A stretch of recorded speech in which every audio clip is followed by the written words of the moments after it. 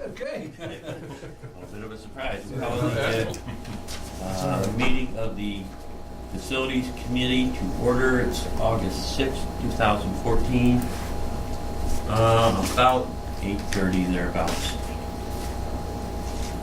And get right into the agenda. The first item we have is an easement with Maxim. Wade, do you want to fill us in on this? Certainly. Thank you, Don. There's two easements that are required for the Maxim project. The first easement gives right of way to the property for ingress and egress. We're recommending $1 for that. And the second is for water and sewer lines. Straightforward easement agreement under also for $1. It's required as part of the project.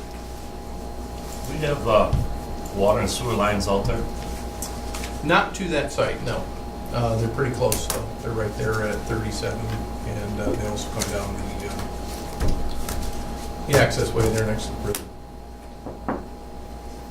So they're very close proximity. But I'm trying to find my notes right. What I wrote down here was something about forever. The word forever. And what is forever? It's standard language in the easement. Well, I mean, I'm just saying forever means, is it locked in? Is there any negotiations? Is there any type of thing? It's like, this is the way it is no matter what. And as an authority, do we have any power over that word forever? It's forever. It's the same as utility easements. It's an easement that goes, Yeah. with the land forever. Forever. Standard language in an easement. This is our standard easement, like $1. That's, we always, Um, or is it, No, I mean, we could charge something for this, but given that it's a project for the public benefit, it's an industrial project, there's no need to on this, in my opinion. If someone wants to come through and it's for their benefit, like a telecommunications company, then we would typically charge. But if it's, in this case, they're paying for all the improvements. well, I know before we charged, it's kind of like all over the table, really. We see a lot of those like on Verizon, Yeah. Time Warner, those type things with the railroad. They're minimal dollar amounts, but yeah, Okay. there are charges for those type things. Basically, in this case, $1 is just the legal consideration required to make it a Yes. contract. That's correct. Any other questions? No? Make a motion to move that to Second? Second. Okay, all in favor? I You did. good? Okay, sorry. All in favor? Aye. Aye. Carried. The second item is an LED lighting upgrade. Steve, do you want to walk us through this? Yes, part of my goal yearly is to work on energy conservation. And previously, we've been working under Executive Order 111, which was put out by Pataki. And currently, the effective executive order has killed 111 and Executive Order 88. And it requires the authority to improve the energy efficiency of our facilities. So we're kind of going with the low-hanging fruit and things that we understand and we can handle. And we started with building 3 rather than take on the whole park, just kind of incrementally. And we were starting with the parking lot lighting and the interior lighting, and basically converting all the fluorescent tube lighting that is either T8 or T12. T12, you can't buy any of that anymore. You can't get ballast for that. But there is some lighting in there that's T12. Well, we partnered with Herkimer Industries, which did our LED sign. They're an agency that employs disabled and handicapped people to assemble different items and sewing, and they do police uniforms. Well, they have a consultant who has who does electrical components, and basically they put together some of this LED lighting. So together they came up and they did a survey of building 11 or building 3, and with that we're partnering with National Grid, and NYSERDA is helping us with fixtures that are eligible for rebates. So what we're trying to do is convert that entire building over to LED lighting. And just to interrupt, just for reference, Building 3 is the one that's immediately adjacent to DeFalsco. Yes. It's one of our oldest buildings in the park as far as an infrastructure side of things. Makes a lot of sense to do this. And you'll see I've got basically a justification on there, and if you can pull that up, Wade. Sure. Under the supporting file. Yes, please. And on there, like I said, we're part of our requirement. I think it's it's kind of a mandatory thing with state agencies. And other than lighting, there'll be HVAC, and we'll have to have baseline kind of baseline numbers to know how much we've improved. But it's I do have a copy of that. The executive order is in there. It'll also take care of the wall packs on the outside, and we're going to do parking lot lighting. And there you see, like, kind of explain Herkimer Industries with that they're a preferred source vendor. So this is just kind of our start into going to another level. Also to reduce cost. You'll see in there's a payback at 3.8 years. And I've got Wade, could you go down to where National Grid, there's a National Grid return on investment there. Right, oops, that one right there. But that kind of gives you the numbers. It's clear to me. With when we install these, of what you'll see, and basically they're figuring somewhere around $3,900 a year in savings. And with that, if we were to start soon, we'd have a return on investment with labor involved of 3.8 years to pay back the project. And then there'd be a savings from there on the energy bills. You see, this opens up I don't want to say it the right way, but a huge strategy of everything we're doing on the electrical side. I mean, we got a solar plant or solar farm we're working on, whatever. We're looking at costs. We're looking at this.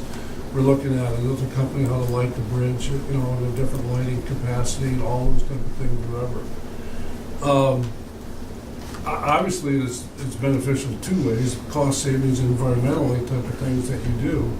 How do you see this going in the next 5 years? I mean, are you building a plan that you're saying building 5 to over here, all over the place that we're going to go? Or yeah, we own. I mean, so should we really? I hate to. We seem like we got to spend money to save money. And Mr. Financial Guy here, whatever he's saying, or should we really look at a bigger picture here? Back off some things. We're trying to do a lot of different things. I mean, I find it hard that if I'm going to pay something back, that I'm not starting all of it a certain way now. You know what I'm saying? It's like I'm saving now. Yeah, what I would say is, given what this costs and what I budgeted, I have just $20,000 budgeted for this, and I didn't go, like you're talking big time. But the other end of it is, Mr. Chairman, it's just so massive to get. I mean, it would be pretty much a full-time job for me to stay between NYSERDA and National Grid, taking people over, showing them. Then you got contractors in there. I could see that, if you really got into it, it'd probably be a 2-year project. Well, let me say a return on your money. So the money that I'm spending on energy, okay, and the savings that I'm having off investing that $20,000, and just say I'm saving 5 or whatever normally it would be. It's like, you see where I'm going with this? I mean, it's like, oh, why don't we really do this earlier? all of it in a certain way. It's just too far-fetched to do that. I guess somebody's sell me one way or the other. I guess that's what I'm saying. Well, I guess I'd step up here and say this is an example, a good example of where Steve is taking advantage of something that we have to comply with the Right. executive Oh, order. no question about that. And leveraging NYSERDA, and on top of that, finding a preferred source vendor. By the combination of those three things, it helps get things out there and done in the park faster, because normally we would have a competitive process, have to do the RFQ, RFP, the whole 9 yards there. But as far as a larger energy program for the park, there really isn't. What we do is we take advantage of grant opportunities when they come up, but there's no full-blown replacement strategy. Yeah, that's what I was thinking. I mean, so. No, and exactly that. We don't Buy the have that, equipment or so lease it. I You know what I'm haven't. saying? Buy the equipment, lease it, pay for the energy, or not. If I had had some planning and say we had approved the money on that scale, then I would say, yeah, it totally makes sense. But I'm just trying to work, just working my way through NYSERDA, National Grid, and the state of New York. It's just, you get phone calls and you're trying, and I'm not an expert, and you'd almost have to have somebody, and that's what I'm trying to do here with Herkimer Industries and their vendor and NYSERDA. I've got a contact that Wade has put me in touch with, and I kind of mentioned to her, and they want to help us with the Power Authority and with all those things there. If I can get somebody basically to hold my hand, that's my intention, is to go the way that you're talking, with air conditioning, with other things out there that, we might have put an air conditioning unit on there 5 years ago, and they'd say, well, yeah, it'll last you another 10 years, but it doesn't make, with the energy usage, you're better off replacing it. Well, I don't know those things, but that's what I'm kind of hoping to accomplish. So this was just something that I'd like to start with the lighting, because I understand that, and I can, you can see that, like, basically over in Building 3, the lights are on all day long over there. And other than that, there's not a lot of heat and there's not a lot of air conditioning. So I would imagine when you see a bill, once it's changed over, you can see it right away. And I kind of want to see something tangible and know that it's working, and then try to apply it maybe on 2 buildings or whatever. And there'll be more information, and maybe there's something that just fits in where we can go in a larger scale. I would think too that we would want to do a cost-benefit analysis, because our resources are not unlimited. So is that the best use of our funds? Is something on the bridge, is something at the airport, is something at the port? We would need to look at all of these all of the things and say, where is the best bang for our buck through a cost-benefit analysis, and choose to use our resources where they Yeah, are most and I advantageous. agree with that wholeheartedly. And I look at, I'll throw an accolade at you. It's understanding what you're doing and how you're doing this, and all of a sudden it opens up the big picture, and you say, we have an energy plan that we've put in place here with solar farm and type of things and lighting and all that stuff. You're going, okay, we're doing a lot here. So I always go back to is ideally, what would you want if you had the time and the effort? Oh, I agree with what you're saying, but the We reason can't get there yet. Yeah, the reason I'm right here is that it's something, it's tangible, I can understand it. I did budget for it. If we had, I don't know, say 80 or 100,000 that we were going to get started on, we'd probably, we might even hire a consultant to take us through all of that and put us. But what I'm getting is I'm acting as put the project together, one building. But all I'm telling you is if I had to do 5 of them, with what I do, I don't have the time for that. What would you have a year from now?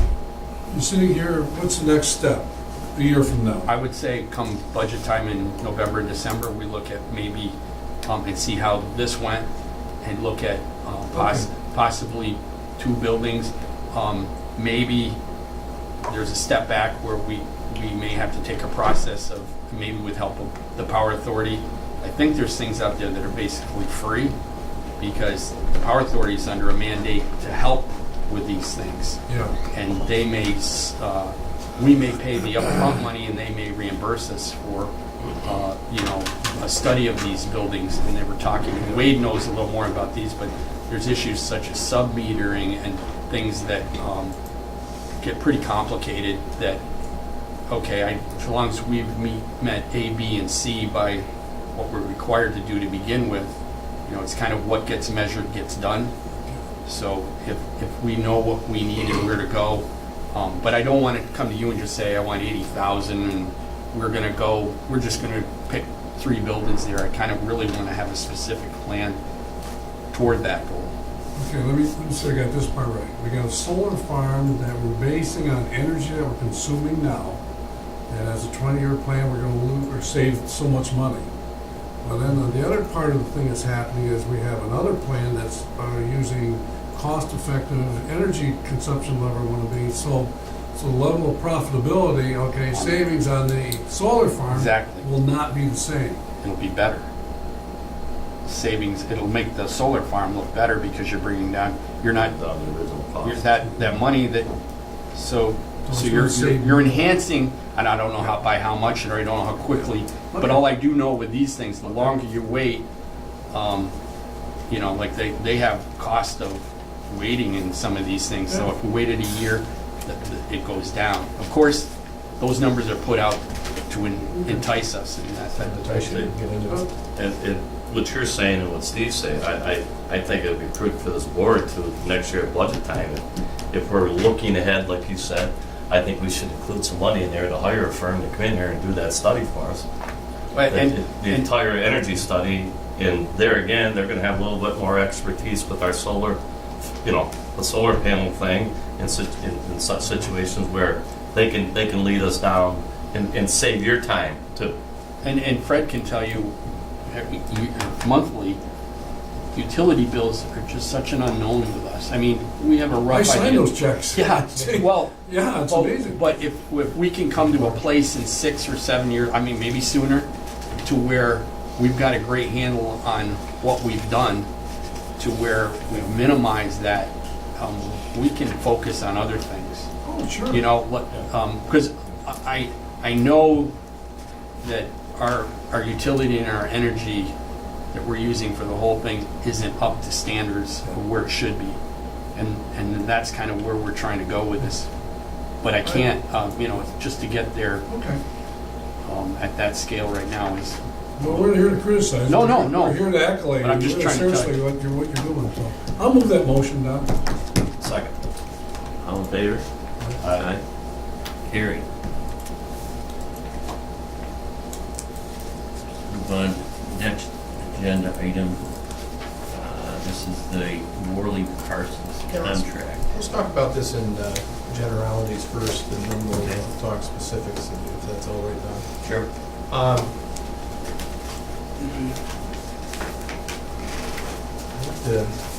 Actually, I think the best way to do it is you can take home and pass it, and then we'll hang on to these because we'll also need these at the board meeting later on. There's 2 diagrams being passed out right now, and one is the proposed federal channel deepening with the embankment excavation. This is the Army Corps of Engineers project that will ultimately deepen the port. The importance of this first diagram is that red line, the innermost red line to the right next to that red arrowhead that's right there. That line represents the new shoreline on our current path to deepen the harbor without putting in a retaining wall. The second page, good morning, Frank. The second page shows where the retaining wall is, and it's kind of faint there, but it's that green line that comes down through here. Right there. That would be the new dock face. There's a substantial difference in cost between those 2 projects.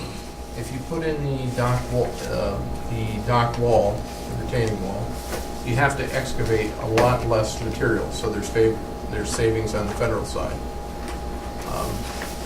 However, then you have the cost of the wall. Well, we're at a point in the Section 107 project where we need to know what the cost of the wall is for two reasons. Number one, because it impacts the Section 107 study with the Army Corps of Engineers. And number two, because this is a time of year when we put our placeholders out there for future projects. So to give an example, I need to know, does this cost $2 million? Does it cost $6 million? Does it cost 13?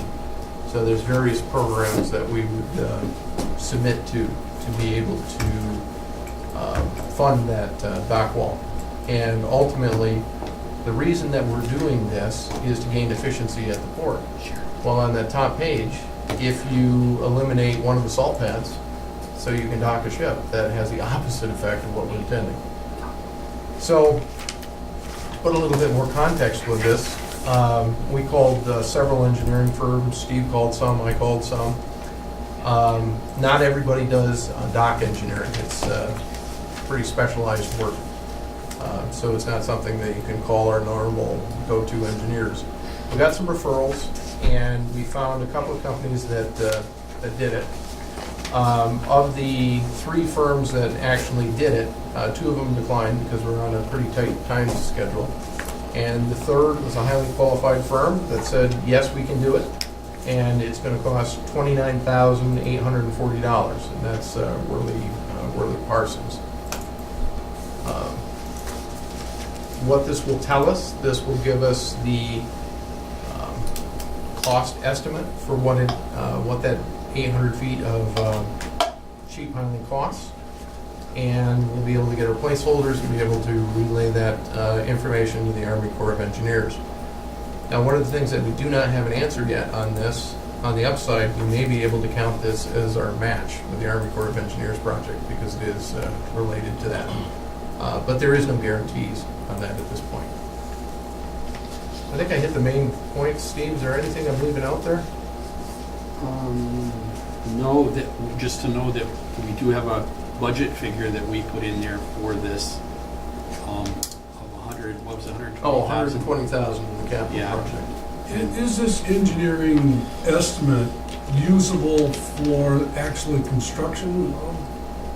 Yeah, I will, because it'll All right, so I point don't us have to re-engineer it twice. No, yeah, there won't be any design in this, but what it'll be is it'll point us in the right direction, what's the most cost effective. There's a number of means of ways you can put the dock face in. The one that I kind of looked at was what we have out there now, and because there's bedrock, a lot of that revolves around putting sheeting and pinning to the rock below, and that's quite costly. Well, apparently, and Worley's telling me this, there's 2 or 3 different methods that are more cost effective and can bring that cost down. But until we go there and apply that, that's kind of what we want to know there. So to answer your question, I think from this cost estimate, we'll decide this is our best bet and we'll go this way with the design. It'll answer the question, what are we going to build this with? Is it going to be like overgrown cement blocks? Is it going to be sheet piling? The cost is going to be X. That's the question we're going to know. If we decide to build this in the future, this will need to go out for a full-blown RFQ, and then we'll have to have the engineering done and associated with that project. But we're nowhere near that stage yet. But if you're looking for grants and type of thing, if you're presenting awareness of that, you are moving this project forward.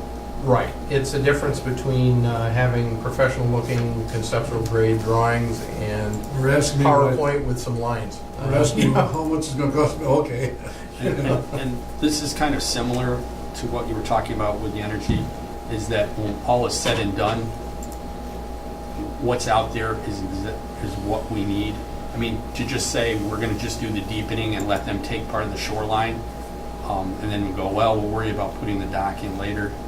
That's, even though the numbers are big here, it's just that to ignore this and not do it and just say, oh, well, just because we don't have the money, we need to at least explore it and say, maybe it's not doable just because of the money, and we do what we have to do. But it goes to what you're always talking about is when the last, when you're having the ribbon cutting, you're gonna look and say, yes, this is just what we want. So, it's a lot to throw at you, but Well, I look at this, I'm saying a decision like this isn't a decision for 5 years. This is a lifetime decision that you're saying to this board and this agency, whatever, that you are committed to go for the future here. Somebody 50 years from now won't matter to them whatsoever, but it will be having that usage. And obviously, we know you can't lose that space. You can't lose that No. space. And it's like, now when you start to understand the loading factor, whatever, every time you load a ship or do a season, these dollars, every time it's $200,000-$300,000 of moving cost, Right. that is just insane when you think about it. well, when Wade and we started this, we didn't see the red line picture yet. No, We were unaware of that, and we're going with the idea that, and they were saying that would be helpful if you put, if we hadn't even thought of this and they came to us with that red line there, we would be scrambling, and in some ways I can just say at least we're a little bit ahead of the Corps of Engineers as far as trying to solve this.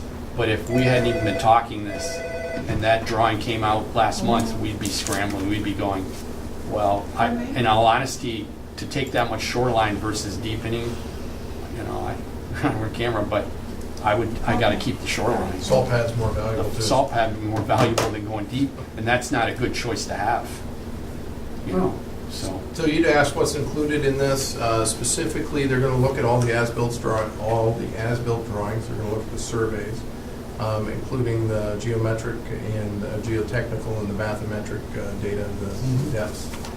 They're gonna look at the potential rail layout, minimum requirements from the Army Corps of Engineers. They're gonna prepare a capital cost estimate for us. It's gonna be plus or minus 20%. And they're gonna give us 3 construction alternatives and differing berth lengths for each alternative. So in other words, if we don't have to do the whole 800 feet and 600 feet, we'll do if there's a combination there. They're gonna look at that and see what they can do. And they're gonna submit the final report presenting the capital cost estimates to us. And to your other point, what this doesn't include the detailed design or the construction details.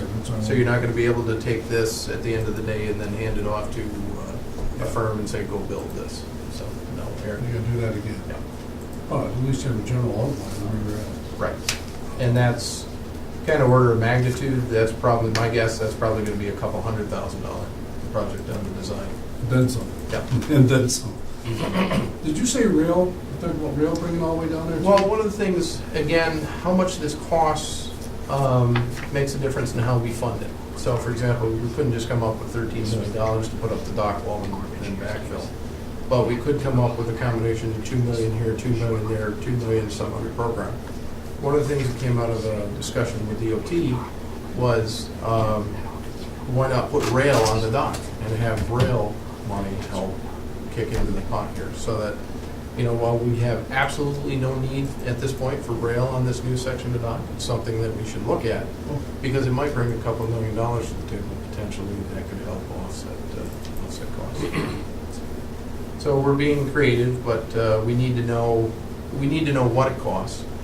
The Army Corps has been very helpful. They've come up with some interesting ideas, including when you put the dock wall up, you've got to backfill it with something.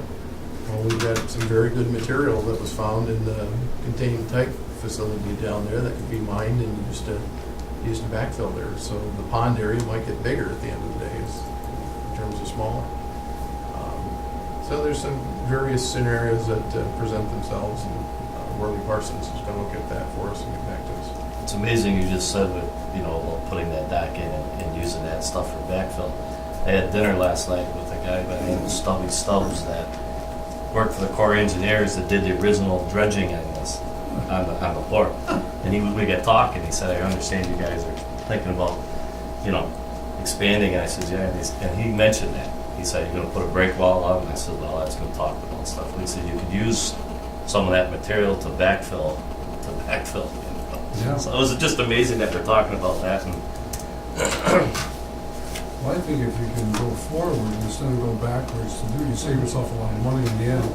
it's just like Dredging the whole thing. it's just like when it was first done.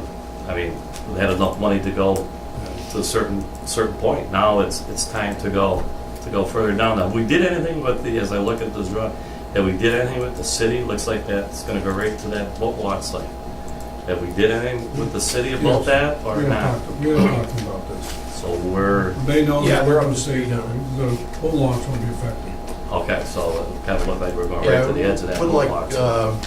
it wouldn't be a big rectangle that comes in and impacts the boat It would launch be, and yeah. blocks it off. There'd probably be a transition that accommodates the boat launch, but just for sake of, that drawing may not represent exactly, but that transition right there with our property line in the city, we may back it up and transition that to account for that. So we could get two boats with windmill parts right there, and it wouldn't impact that. It wouldn't stick out into that lane where the boat launch. Okay. You'd probably get 3 of them if Okay. that was, We have about 2,000 feet when you're all done, right? let's see, what are we, 1,200 Yeah, plus 6 to 1,200 right 1,800 now, feet? plus 6 to 800 feet. Yeah. depending. Some ships are. There were 650 to 700. Yeah. Okay. We'll worry about that problem. Yeah. It'd be a nice problem, but yeah. Yeah. Yeah, where do you put the floor? That'd be a good problem. Well, the old haul lots. Should be right. We're looking at that. Any other discussion or No, questions on this? I can move that vote for you. I'll second. Okay, all in favor? Aye. Aye. Just a note, please hang on to those diagrams too for the board meeting, because we will reference those when we talk about that at the board meeting as well. The next item is the sale of the port truck scales. We have the surplus scales down there, and as you recall, we had a minimum bid, and then there were no bids, and we reset it, and then had a second round of bidding where we received a bid for $3,750 from V6 Agronomy, and that includes the removing, loading, and transporting of the scale at their expense. I'll move that. Second that. All in favor? Aye. Carried. I'm happy to see that we did finally Get rid of that. get rid of it and got something for it. Next item, contract with McFarland Johnson. As these items both deal with appointments of a corporation, I'd like to take this discussion into executive session if you could, Mr. Chairman. Okay, all right. This is the McFarland Johnson one? Yes, and the ACIP consultants. I'll make that motion later in executive session. I'll second. Okay. All in favor? Aye. Aye. Yeah, we're going into executive session.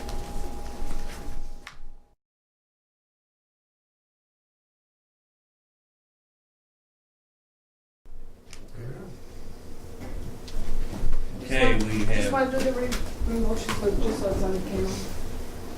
we have come out of executive session. It's now about 9:30, and we have a couple of items to discuss. First, contract with McFarland Johnson. Certainly. Thanks, Don. This is approval of a contract with McFarland Johnson. This is for design, permitting, and land acquisition consulting services for the on and off airport obstruction removal project. Cost would be $135,452, cost not to exceed. It would be, the purpose of this would be to design, but not remove the obstructions you see in yellow on the diagrams before you. When would the monies for removal, what would the timetable there? Once we have the engineer in place, all this design work ready, what would be the next step to find monies to do this? That would come in the next federal fiscal year, which switches over October. Okay, so we would be in a, hopefully we have all the engineering done, we'd be ready to move Yeah, forward. and our CIP that we set out for the following, it would show up there that, so the FAA would know that that's coming at them. Okay. So we try to plan that. Does McFarland make that connection? They probably will, right, Yes. Wade? Yeah, Yes. okay, so. They submitted the placeholder for us for the Okay. $475,000 project. Okay. That's some discussion, I'll move that motion. Second. Okay, all in favor? All right, Aye. We're gonna move this to full. Okay, the second item, 3B here, is approval of an airport capital improvement consultant.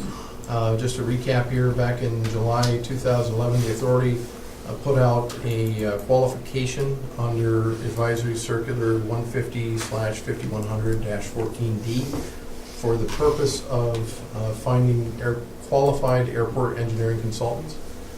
We found several. The first ranking was CNS, the second ranking was McFarland Johnson, and those were one of the two shortlisted firms that were selected during the process. Based on changes in development we have going on at the airport, we recommend contracting with McFarland Johnson to serve as the authority's consultant for its 5-year capital improvement plan, both now and moving forward. Could we have done this 5 years ago? I mean, back in 2011? Yes, this very thing that we're doing right now could have been done It in could have been done, 2011. so that was an alternative, but we didn't consider it. And you could have asked Right. each one of them to do separate things, both of Yeah. them work through the same organizations. And this is common at larger airports. Larger airports have more than one engineer. This establishes 2 qualified engineers for Ogdensburg Airport. Well, I think we're fortunate to have 2 outstanding engineers working for us, and I think that's a good strategy. Any further discussion? Well, we're still in executive, we're still in session. here. We're just- Oh, okay, Yeah, we're still on camera, just finishing yeah, it. just, okay. I'll I'll move move that. You want to move it? I'll then? move it. And I'll second it. All in favor? Aye. Aye. We're gonna move this to full. And I believe that concludes the business of the facilities committee, so, There's no further business for the facilities committee okay. at this time. I'll make a motion to adjourn.